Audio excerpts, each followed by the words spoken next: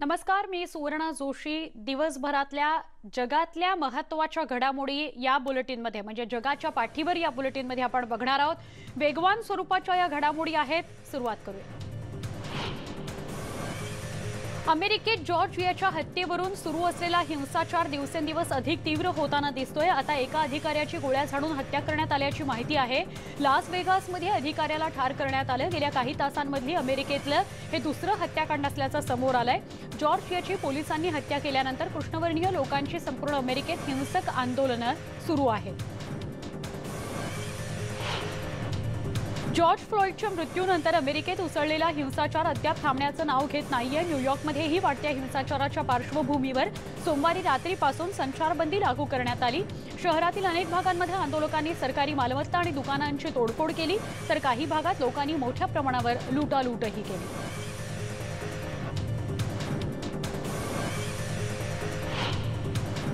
George फ्लॉइडच्या मृत्यूनंतर सुरू असलेलं आंदोलन सियाटलच्या रस्त्यांवर सुद्धा बघायला मिळतंय।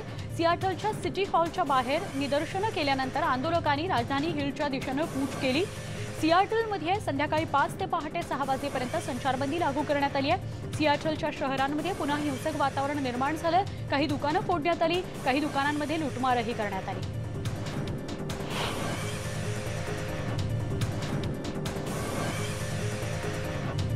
अमेरिकेतील न्यूयॉर्कमध्ये जॉर्ज याच्या हत्येनंतर तीव्र पडसाद उमटतायत। आंदोलकांनी हिंसक आंदोलन सुरू केले, त्यामुळे अनेक भागांमधून आंदोलकांना पोलिसांनी अटक केली।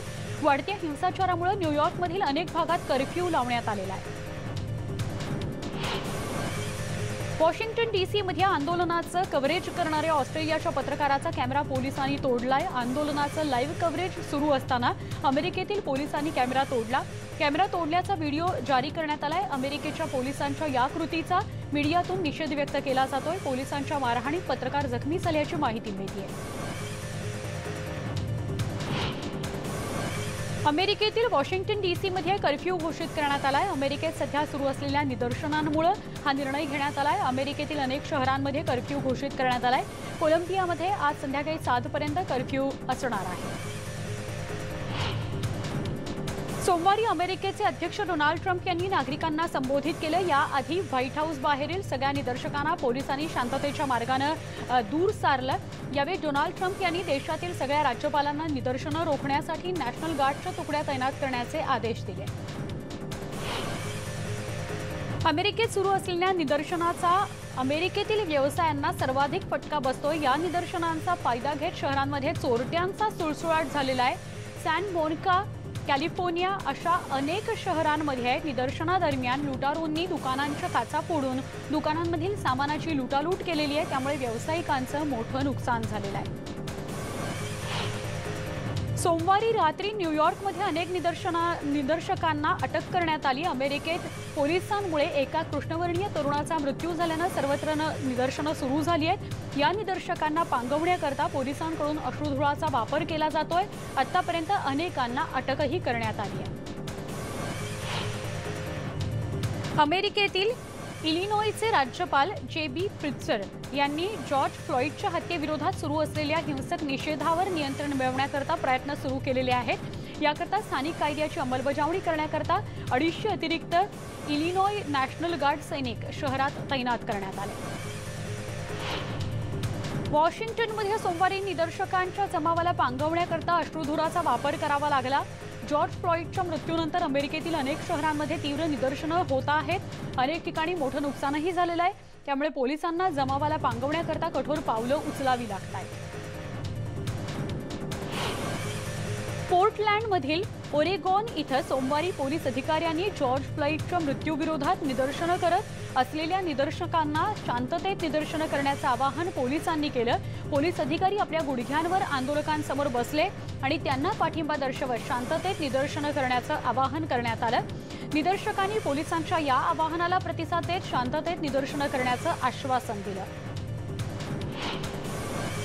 न्यूयॉर्कमधील टाइम्स स्क्वेअरमध्ये अनेक आंदोलक एकत्र जमले होते।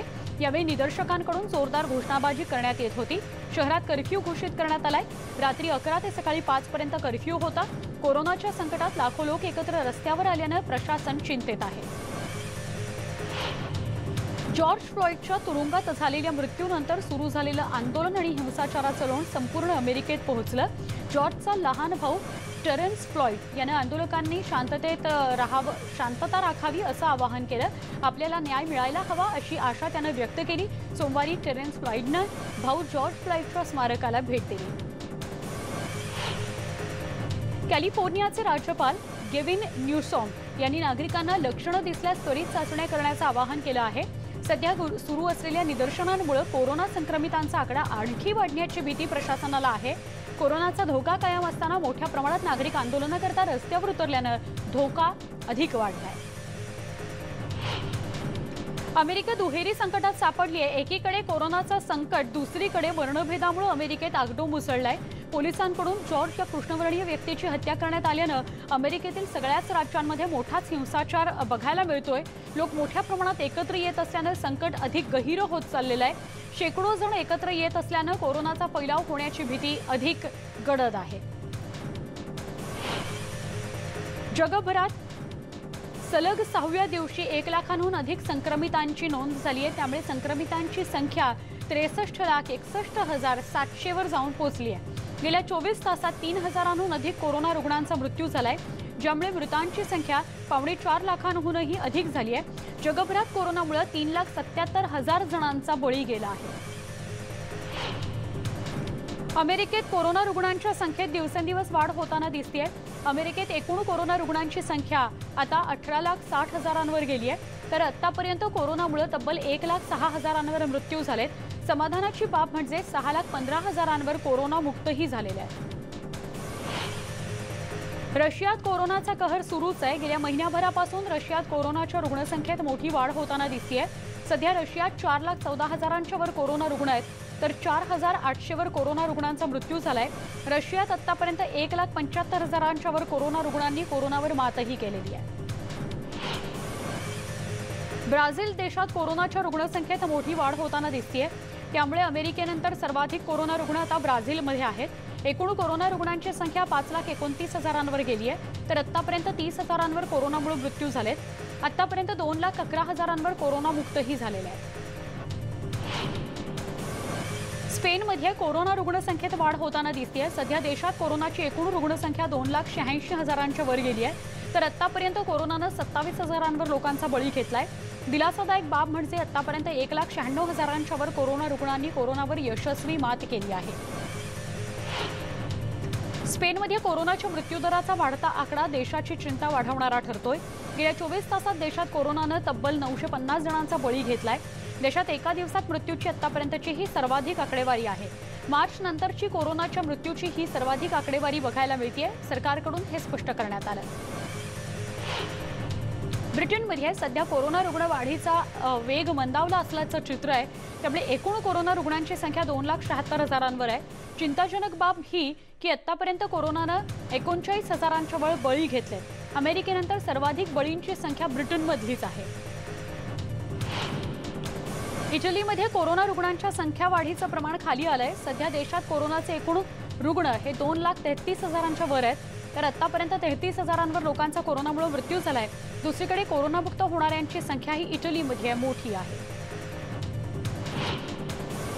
फ्रान्स देशात कोरोना वाढीचा वेग घटलाय। सध्या फ्रान्समध्ये कोरोनाचे एकूण रुग्ण 1,89,000च्या वर आहेत, तर 28,833 लोकांचे कोरोनानं बळी घेतलेत। आतापर्यंत कोरोनावर 68,000च्या वर लोकांनी मात केलेली आहे। पुन्हा एकदा जागतिक आरोग्य संघटनेमध्ये सहभागी होण्यासंदर्भात अमेरिकेने संमती दर्शवली आहे। त्यासाठी काही अटी घालण्यात आल्या आहेत। WHOने संघटनेतील भ्रष्टाचार आणि चीनवर आपला असलेला अतिविश्वास समाप्त करावा। असं झालं तरच अमेरिका पुन्हा सहभागी होण्याचा विचार करेल, असं व्हाईट हाऊसच्या प्रवक्त्यांनी स्पष्ट केलं। राष्ट्रपती डोनाल्ड ट्रम्प यांनी याआधीच WHO सोबतचे सगळे संबंध तोडून टाकलेले आहेत। अमेरिकेच्या WHO पासून संबंध तोडण्यावर आता चीनने प्रतिक्रिया दिली आहे। WHOशी पूर्ण संबंध तोडणं हे अमेरिकेचं पॉवर पॉलिटिक्स असल्याचं चीननं म्हटलं आहे। एकमेकांवर आरोप करून कोरोना संपणार नाहीये। या महामारीत राजकारण न करता कोरोनाच्या उपायांवर लक्ष केंद्रित करणं गरजेचं आहे, असं चीननं म्हटलंय। ब्राझीलमधील अनेक शहरांमध्ये लॉकडाऊनचे नियम शिथिल करण्यास सुरुवात करण्यात आली आहे। ब्राझीलमध्ये कोरोना रुग्णांची संख्या वाढत असली तरी प्रशासनाने काही नियम शिथिल करायला सुरुवात केली आहे। शहरांमधील काही कपड्यांची दुकानं, इलेक्ट्रॉनिक वस्तूंची दुकानं सुरू करण्यात आली आहेत. मात्र दुकानदारांना आणि नागरिकांना मास्क घालणं बंधनकारक असणार आहे. पनामामध्ये सोमवारी शहरात घालण्यात आलेले निर्बंध शिथिल करण्यात आले. अर्थव्यवस्था पूर्वपदावर आणण्याकरता राष्ट्रपती लॉरेन्टिनो कॉर्टिझो यांनी अर्थव्यवस्था सुधारण्याकरता काही प्रमाणात व्यवसाय खुले करण्यास परवानगी देण्याची घोषणा केली आहे. कोलंबियामध्ये लॉकडाऊनचे नियम हळूहळू शिथिल केले जात आहेत. मात्र कोलंबियाची राजधानी बोगोटा हे शहर अजूनही बंद आहे. बोगोटामधील मुख्य बाजारपेठेतील काही कर्मचाऱ्यांना कोरोनाची लागण झाल्यानं ती बाजारपेठ पूर्णपणे बंद ठेवण्याचा निर्णय घेतला गेलाय. तसंच कोलंबियातील मोठं शहर मेडेलिनमध्ये शॉपिंग सेंटर्स खुली करण्यास परवानगी देण्यात आली आहे. स्वित्झर्लंडमध्ये कोरोना पाठोपाठ आता इबोलाचा दुसरा टप्पा सुरू झालाय. त्यामुळे प्रशासनाची चिंता वाढतेच आहे.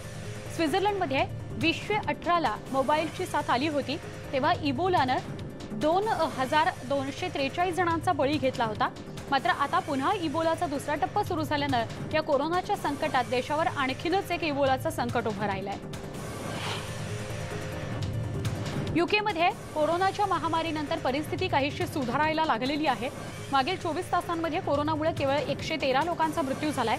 हा मृतांचा आकडा लॉकडाऊनच्या काळातील सर्वात कमी आकडा आहे. आतापर्यंत ब्रिटनमध्ये एकीकडे 38,489 लोकांचा मृत्यू झालाय. मागील काही आठवड्यांपासून मृतांची संख्या हळूहळू कमी होते आहे. ही समाधानाची बाब आहे. सिंगापूरमध्येही नागरिकांना लॉकडाऊनमधून काही प्रमाणात शिथिलता देण्यात आली आहे. काही शाळाही सुरू करण्यात आल्या आहेत. तर लहान मोठ्या उद्योगांनाही काही नियम आणि अटींसह सुरू करायला परवानगी दिली गेली आहे. कोरोना व्हायरसला रोखण्याकरता सुरुवातीच्या काळात सिंगापूरकडे एक आदर्श मॉडेल म्हणून पाहिलं गेलं होतं. मात्र एप्रिलमध्ये इथेही कोरोनानं कहरच केला. आर्मेनिया देशाचे पंतप्रधान निकोल पाशिनियन यांना कोरोना संसर्ग झालाय. त्यांच्यासह कुटुंबीयही कोरोना संक्रमित झालेले आहेत.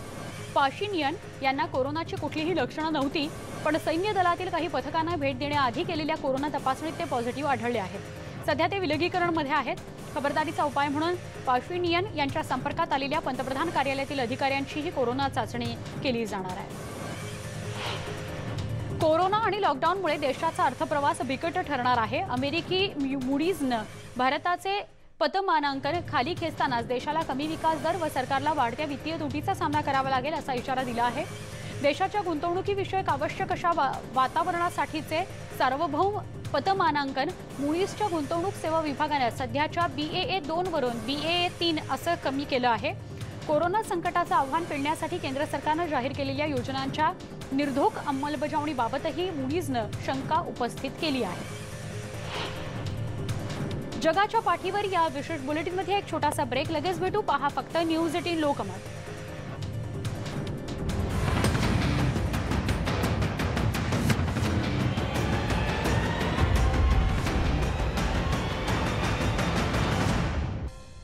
जगाच्या पाठीवर या बुलेटिनमध्ये पुन्हा एकदा स्वागत. वळूया पुढच्या वेगवान बातम्यांकडे. मिशिगनचे राज्यपाल ग्रेशेन विटमर यांनी तब्बल 10 आठवड्यांचा लॉकडाऊन उठवण्याची घोषणा केली आहे. हॉटेल आणि रेस्टॉरंट खुली करण्यास परवानगी देण्यात आली आहे. लॉकडाऊन शिथिल केला असला तरी नागरिकांना सोशल डिस्टन्सिंगचं पालन करणं बंधनकारक असणार आहे. 8 जूनपासून मर्यादित क्षमतेने रेस्टॉरंट्स खुली होणार आहेत. उरुग्वे देशानं शाळा पुन्हा सुरू केल्या आहेत. देशातील 600 पेक्षा अधिक प्राथमिक माध्यमिक शाळांमध्ये तब्बल 80,000 विद्यार्थ्यांनी पुन्हा हजेरी लावली आहे. लॅटिन अमेरिकेतील शाळा सुरू करणारं उरुग्वे हा पहिला देश आहे.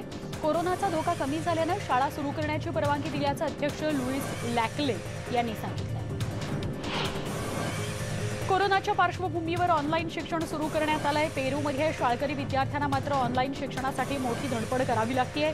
छोट्या छोट्या गावांमध्ये इंटरनेट नेटवर्क नसल्यानं मुलांना टेकड्यांवर नेटवर्कच्या शोधात जावं लागतंय. यासाठी मुलांना खडतर प्रवास करावा लागतोय. मेक्सिकोमध्ये कोरोना व्हायरसचा प्रादुर्भाव कमी होताना दिसतोय. त्यामुळे आता जीवन हळूहळू पूर्वपदावर येईल. मात्र त्यासाठी कसे उपाय करावेत याबद्दल अद्याप काही आराखडा ठरला नसल्याची माहिती राष्ट्राध्यक्षांनी दिली आहे. मेक्सिकोमध्ये 1 लाख नागरिकांना कोरोनाची लागण झाली असून 10,000 जणांचा मृत्यू झालाय. आता हा आकडा नियंत्रणात येत असल्याची माहिती राष्ट्राध्यक्ष अँड्रेस मॅन्युएल लोपेज यांनी दिली आहे. पोर्तुगालमध्ये सिनेमागृह, शॉपिंग मॉल्स, व्यायामशाळा सुरू करण्यास परवानगी देण्यात आली आहे. मात्र पोर्तुगालची राजधानी लिस्बन या ठिकाणी कोरोनाचा हॉटस्पॉट असल्यानं तिथले निर्बंध कायम ठेवले गेलेले आहेत. व्यायामशाळा खुल्या करताना आरोग्य विभागानं आखून दिलेल्या नियमांचं पालन करणं बंधनकारक असणार आहे. तसंच सोशल डिस्टन्सिंगचं पालनही करावं लागणार आहे.